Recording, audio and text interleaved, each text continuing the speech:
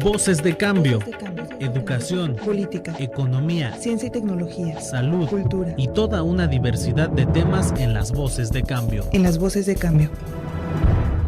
Bueno, pues estamos en un programa de Voces de Cambio y vamos a hablar con dos profesores jubilados de la universidad que nos vienen a platicar un semblante general de lo que ellos consideran que ha obstaculizado la solución a este conflicto que ya dura más de 2 semanas.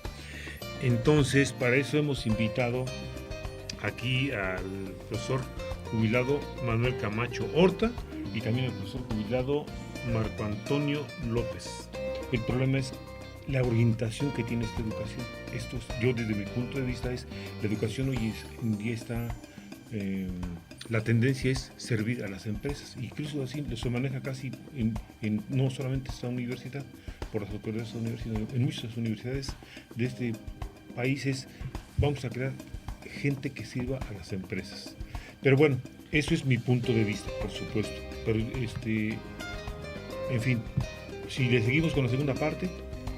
Yo creo que sí, porque eso que tú dices, y es mucha tela donde cortar y habría que meterse por otros caminos. Más bien habría que venir aquí como una política neoliberal. Se ha venido implementando aquí en nuestro país, bueno, a partir desde Salinas de Gortari, en donde se han hecho recortes a los presupuestos en materia de educación. Y cuando se ha hablado de que se han hecho aumentos a los presupuestos de la educación, sobre todo en el periodo del gobierno de Felipe Calderón Hinojosa, que de manera pomposa anunciaba que se habían incrementado el subsidio de la educación en tantos millones de pesos, la verdad era que esos millones de pesos sí eran para la educación, pero eran para las escuelas privadas, y ahí estaban incluidos también, claro, ese presupuesto. Entonces era maquillado, era bien disfrazado, ¿verdad? Esos millones de los que él hablaba, porque no era la educación no era para la educación gratuita, no, sino era la educación ya de tipo empresarial, en donde se veía la educación como un negocio, como son todas las escuelas privadas, son vistas como negocios. Es un muy buen negocio. A ver dónde se puede hacer, a ver cuándo se puede hacer, muy buen negocio. Cada día hay mucho más universidades particulares. Entonces, esto realmente nos lleva a preguntarnos, ante estas tendencias que vemos de que se quiere privatizar la educación y que con este hecho de hacer concesiones a empresas privadas como el Ceneval para que realicen exámenes de ingreso a las diversas facultades de la universidad, y que además la universidad tenga que pagar por ese tipo de exámenes. Bueno, tiene que pagar, pero les cobra a los alumnos, y no les cobra cualquier cosita, les cobra a los de medicina, les cobra 5,000 pesos, o sea que eso es oneroso. Entonces nosotros decimos, bueno, ¿cómo va a ser posible? ¿A dónde vamos? ¿Qué podrá una familia de la clase media mexicana sostener a uno de sus hijos en una escuela, en una universidad privada, en donde las colegiaturas oscilan entre los 4,000, 5,000, 6,000 y hasta 8,000 pesos, como ayer me enteré que eso van a cobrar en medicina allí en la Vasco de Quiroga? Entonces, pues ¿quién va a poder?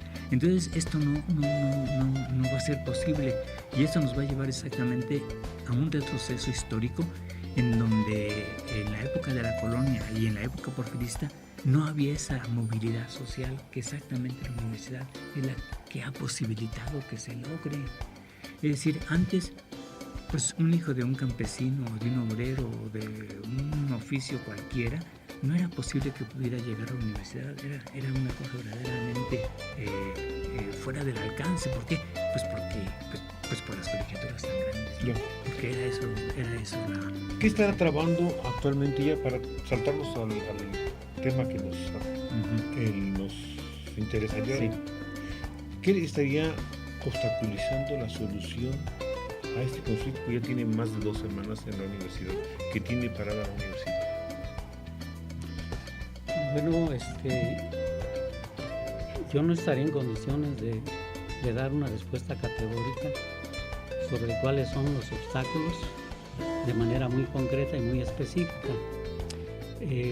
porque en este momento yo lo primero que veo es que hace unos instantes me acabo de enterar que ya concluyó el problema, lo cual habría que matizar y decir básicamente que qué bueno que las partes se pusieron de acuerdo.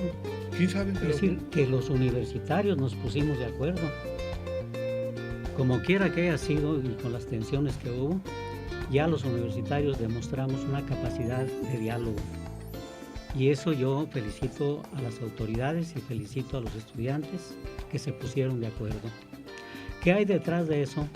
Lo que hay detrás y en el fondo, ya lo estaban comentando de alguna manera ustedes, pues es el modelo económico neoliberal que se nos impuso sin consultar al pueblo de México desde los tiempos de Salinas de Gortari, que se ha venido cada vez más fortaleciendo en la medida en que se han alternado el poder, el PRI y el PAN.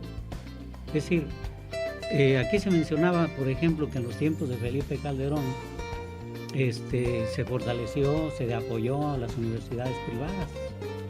Es decir, en lugar de apoyar a la educación pública, se está respaldando a las universidades privadas. Y eso es contra lo que estamos nosotros. Nosotros defendemos la universidad pública, laica, gratuita y obligatoria en todos los niveles. De tal manera que creemos que es muy artificial esto que está ocurriendo, muy artificial el hecho de que se diga que no hay espacios. Y le voy a dar un ejemplo muy concreto. Hace 6 o 7 años vivimos una situación semejante en la Facultad de Medicina. El argumento central que se dio es que no existían campos clínicos suficientes, pero resulta que el accionista principal de la Universidad Vasco de Quiroga era el padre del secretario particular de Felipe Calderón. Entonces lo que querían era llevarle clientes, porque ahí son clientes, no son estudiantes para servir al pueblo, como es la filosofía de la Universidad Michoacana, sino que había que llevarle clientes a una universidad privada, a una facultad privada, como era la Facultad de Medicina de la Universidad Vasco de Quiroga. Entonces, ese ardid les dio resultado, mandaron gente para allá, y ahora nos enteramos paradójicamente que esa universidad le da albergue a la Universidad Michoacana, pero más bien se antoja como un comercial para decirles a las nuevas generaciones, miren qué instalaciones tenemos, miren que aquí podemos ustedes tener servicios de medicina sin necesidad de que tengan que parar, pero eso sí, pagar.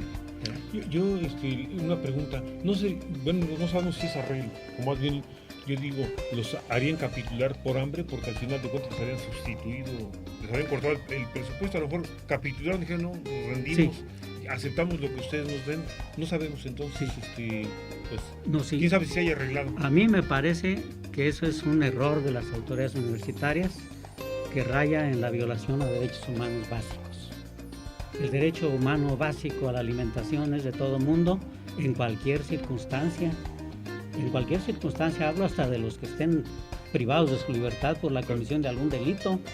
Es decir, no puede coartarse o quitarse, de alguna manera suspenderse, un servicio tan elemental como es el derecho a la alimentación. Esa fue una forma de presión. Yo creo que no había necesidad de haber hecho eso.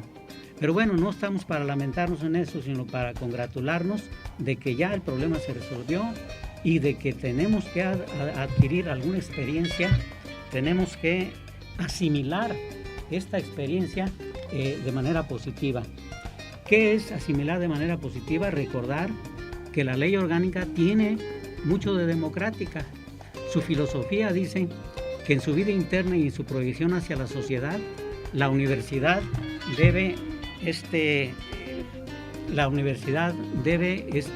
proyectar hacia la sociedad las prácticas democráticas. Y entonces yo creo que el diálogo, la concertación, el arreglo, es parte de esa vida democrática de la universidad. Muy bien. Ayer o antier, no recuerdo exactamente, teníamos que la autoridad llegó a la puerta principal de la universidad para notificarle a los alumnos. Llegó Un momento, Eduardo, aquí te paso. Mira, escucha lo que estamos diciendo. Ayer o antier llegó la autoridad universitaria a las puertas de CEU a dar una notificación. ¿Nos quieres platicar un poco de esto, Eduardo, tú que estuviste por ahí? Bueno, eso fue en la noche de antier. Yo no estuve personalmente, pero sí me enteré de cómo estuvo el asunto. La autoridad, a través de la representante jurídica o la apoderada jurídica, el rector, envió un oficio dirigido a los jóvenes que estaban en la ocupación para ponerles el plazo de 12 horas para que ellos desalojaran las instalaciones.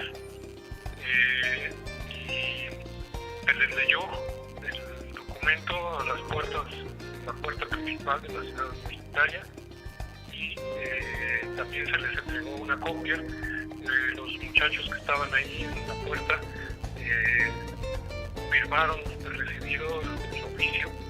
En la Facultad de Medicina también fueron a presentar un oficio semejante, pero ahí los jóvenes no quisieron recibirlo. Entonces, acompañado del notario, el abogado que iba, dijo a las puertas de la Facultad de Medicina una copia a título de notificación. Y 12 horas después, ayer a las 9 de la mañana aproximadamente, sí estuvimos en las puertas de Ciudad Universitaria y vimos como el propio abogado nuevamente estaba allí acompañado por el notario para recibir una respuesta. Y la respuesta de los jóvenes pues es que no había respuesta.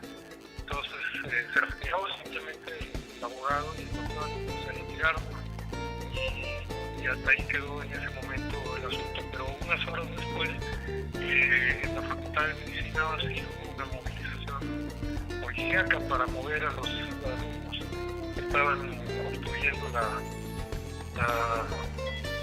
avenida Ventura Puente. Aparentemente hasta ahí quedó una cosa, pero pues el asunto ha seguido porque anoche el Consejo Universitario determinó la expulsión de 8 participantes en una toma similar ocurrida el año pasado. O sea que finalmente la autoridad utilizó la fuerza para doblegar el movimiento, porque estaban comentando aquí que ya habían soltado la universidad. Sí, en este momento ya están liberadas las instalaciones, al menos de la ciudad universitaria. No sé de otras instalaciones, pero yo estoy muy cerca de Ciudad Universitaria en este momento.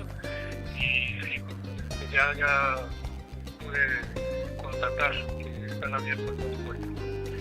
Si no se usó la fuerza policíaca como se tenía, sí al menos esta fuerza disuasiva del Consejo Universitario, al aprobar 8 dictámenes que determinan la expulsión de otros tantos alumnos de la universidad, pues, es evidentemente una expulsión política por haber participado en un movimiento el año pasado. Es evidentemente una